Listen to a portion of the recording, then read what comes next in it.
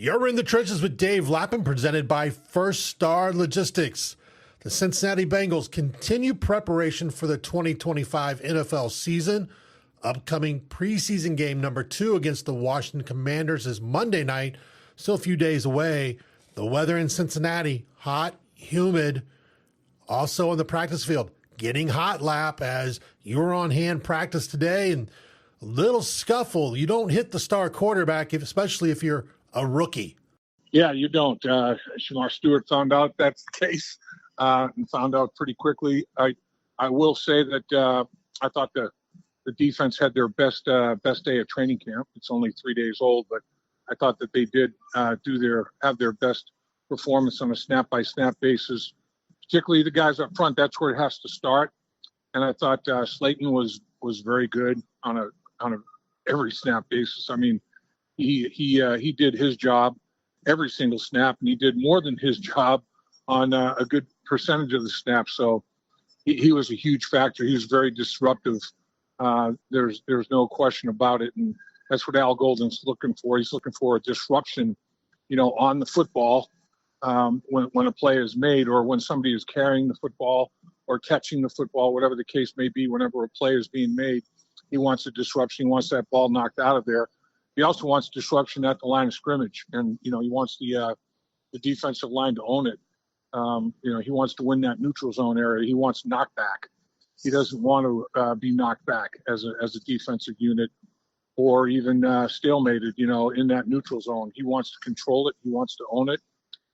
And I thought that the defense owned the line of scrimmage more snaps today than they have in any practice to date. Yeah, Ted Karras after practice said the defense kicked our ass. And you mentioned TJ Slaton. Here's a guy, former 5th-round pick by the Green Bay Packers, someone Jerry Montgomery, the new D-line coach, knows all about. And you can tell he could be a difference maker in the defensive trenches for this season. He absolutely can. I mean, he's a guy that understands what it takes to compete in the National Football League. He's a veteran guy. He knows what's going on. He knows what day it is, as they say, when you're getting ready to go out and compete at a high level. He knows exactly what it takes to compete, and to compete successfully in the National Football League. And I think Jerry Montgomery, Zach Taylor, everybody in the organization wanted Slaton for that, and for the leadership part of it. It's like, okay, you got a guy that's pushing 30, if he's not already, and in every single snap at practice, he's bringing it. He's bringing it with energy, bringing it with emotion. He's making a difference on a snap-by-snap basis every single snap, every single day, every single week. And I don't think that's going to change. I think that's just his DNA. I think that's a big part of his makeup. And that stuff gets contagious to other veteran players and particularly younger players. It's like, geez, this guy, it's hot, it's humid. Man, it's a tough day to practice, but look at what he's doing. This guy's been around. He's been doing this a long time.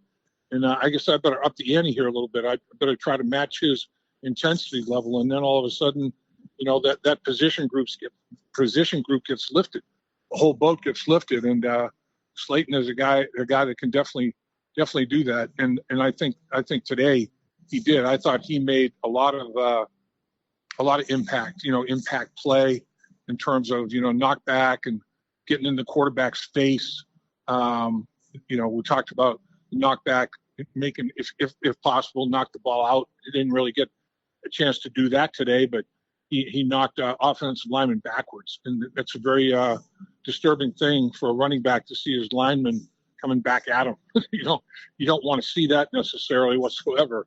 You want to see your offensive line surging forward, or worst case scenario, that stalemate. You don't want to see that lineman getting knocked back in your lap. And Slaton's capable of doing that. He's done it. He's done it here at training camp, and he'll continue to do it. Yeah, it seems like he's been in the league for a while, but he'll be 28 in October. Young guy still, when we talk about the NFL, but he's got, a nice career being built, and he looks like a great addition for the Bengals. Let's get back to Shamar Stewart, because the rookie, we had the little bit of the hold out with Stewart. he got in camp, but he's starting to make his presence known, and he's looking like he has the opportunity to have a big rookie year. And when it helps when, like today, Miles Murphy, Orlando Brown Jr., both out of practice, Murphy out, Stewart's getting more and more reps, maybe making up for some of that missed time. Yeah, and I think Al Golden likes what he sees out of Shamar Stewart. And like you say, the rotation, because of Murphy's absence, he got in the rotation sooner. He got more reps as a result of Murphy not being part of the mix. So it upped the ante for everybody else, and he took advantage of it. He wasn't going against Orlando Brown because, as you say, Orlando Brown out with injury as well, and he took advantage of that situation because, he knew that there was going to be an opponent he was going to be facing for a myriad of snaps during the course of the day that may not have the pedigree, the athletic ability, and the talent level. And the awards that have been won by Orlando Brown speak for themselves. He's one of the best in the business, best in the league. So Shamar Stewart took full advantage of his opportunity. He made plays. He made plays he was supposed to make. He made a few plays that he wasn't necessarily supposed to make, and he came close to making a few more plays that he wasn't necessarily supposed to make. His athleticism showed up. That guy, he can close now. Boy, when he does get an edge, when he gets an edge in the pass rush or, shoots a gap and he's not impeded by any contact from the offensive line, that dude can make a difference now. I mean, he can blow things up quickly in an offense's face. We talk about this every year at training camp. It gets to a point where, you're doing this. It's the mundane, the routine of every day. You're going against the same guys, and you want to get going and playing in a real game. Bengals got the first preseason game out of the way, but then you're right back to that, hitting the same guy over and over. And it looks like that kind of build up today where this practice, maybe not just the weather being a little hot, tempers flared a little bit. And as we talked about, there was a play, Lucas Patrick and Shamar Stewart, where it looks like Stewart made his move, Patrick kind of made his move, and Stewart kind of went off balance and ends up into Joe Burrow, which, like we said, the last thing you want to see is Joe Burrow getting hit in a training camp practice. But, I mean, it's one of those things. And then the offensive line kind of took exception to it. Talk about, Lap, you've been involved in these things. It just kind of builds up, doesn't it? Yeah, it does. It does. And Shamar Stewart, I want to make clear that he wasn't trying to hit Joe Burrow, honestly. I mean, he basically, as you mentioned, he got taken off balance. He tried to make a move, inside move, and he got out of balance in so doing. The veteran lineman knocked him further off balance, off his feet, and as he was going off his feet, he hit into Joe Burrow. So, those things happen. And I think everybody started milling around. There wasn't any real danger of anybody squaring off or anything like that. But the bottom line is, when you see number 9 on the ground, until you find out exactly what happened, you're going to do some up close and personal investigating. You're going to get your nose right in there with the opponent and find out what's what, who did what and why and how. And it turned out to be, nothing. I could basically see that Joe Burrow got up and, kind of shaking his head and said, guys, this was nothing. Don't worry about it. I'm good. Everything's good. Let's get back to practice. Let's get after it. We got bigger fish to fry. Let's go right now. In the Trenches with Dave Lapham is presented by First Star Logistics. First Star Logistics, one of the fastest growing companies in Cincinnati, is looking to expand its brokerage department by hiring individuals wanting a fast-paced career in the logistics industry. Visit firststarlogistics.com for details on how you could join the team at one of the top places to work in the Cincinnati area. Lap, as we talked about, we're getting closer to that second preseason game coming up on the road against the Washington Commanders Monday night. Kind of gives those extra few practice days as compared to that back-to-back where the games are like only 4 or 5 days apart in preseason. What do you expect this team going forward as we lead into that second preseason game feel that really need to work on it and be ready for come Monday night? Yeah, I think they just need to continue to, the big thing is make sure that they address mistakes that were made in preseason game number 1 and make damn sure that they're not made again in preseason game number 2. The one thing at this stage of the season, preseason, coaches want to make sure that they see is, okay, I can tolerate a mistake being made. It's going to happen. We're all human beings out here. But I'll be damned if it's going to happen again and again and again. And, we're going to and not do anything about it. We're going to do something about it. We're going to make sure that this isn't the case. So, you make mistakes like jumping off sides, lining up in an illegal formation, illegal motion, things of that nature that are totally correctable and just brain farts, brain cramps, mental errors.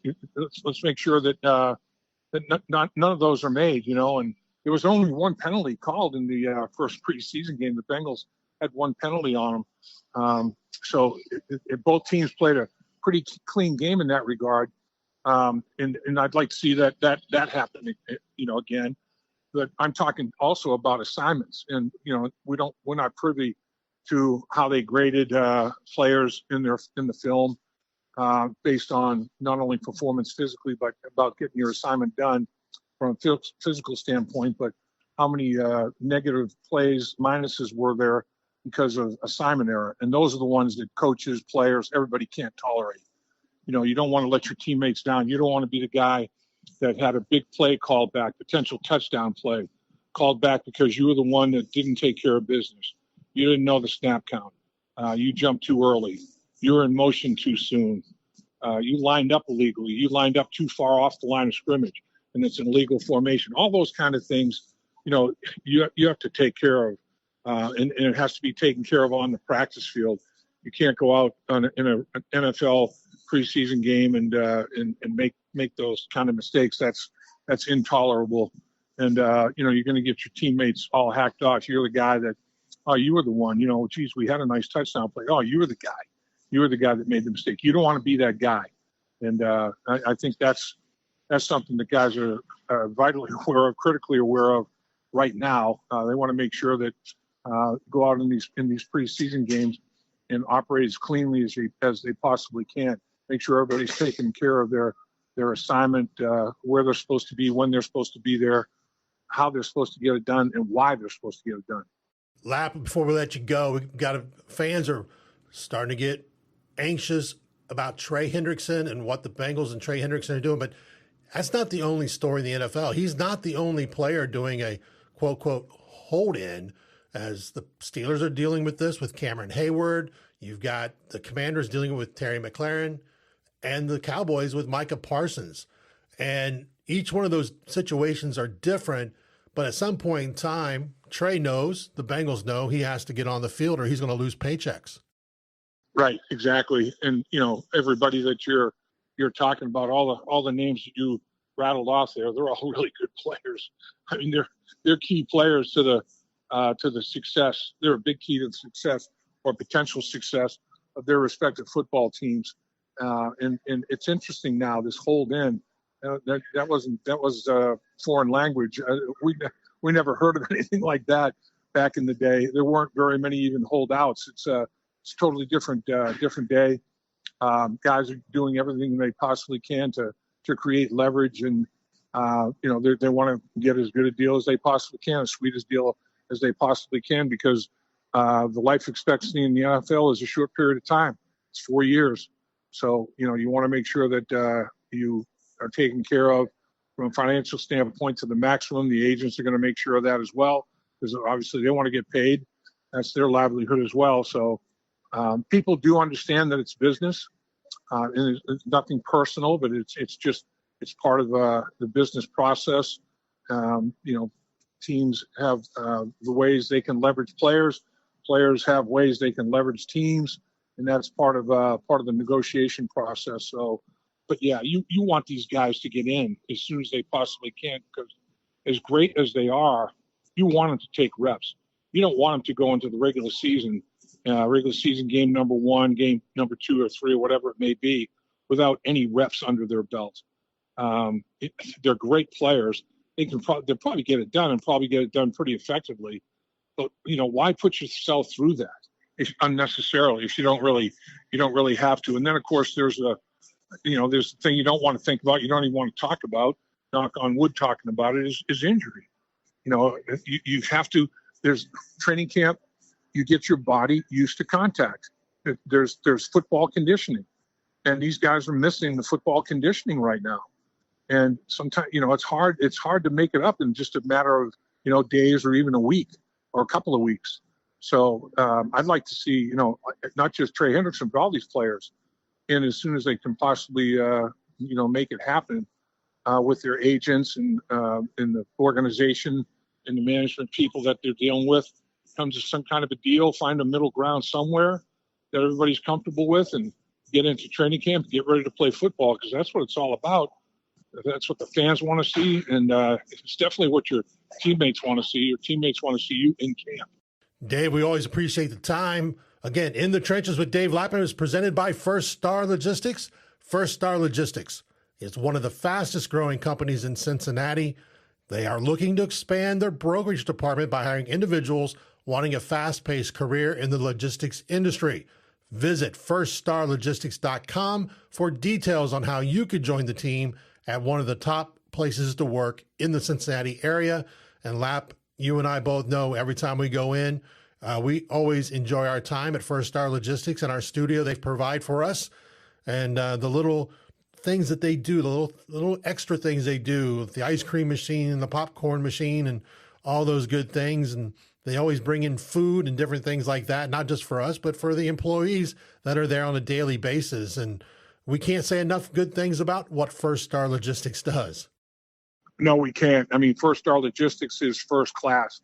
The way they treat people, they look at their business and the people that are involved in their business. They look at it as like one big family, and they treat their employees that way. And I'm telling you, the employees would do anything above and beyond, whatever it takes to have success at First Star Logistics, individually and collectively, as a business. And with 1 second here, I'd like to thank you again, Dave, for everything you do for me and for First Star Logistics with respect to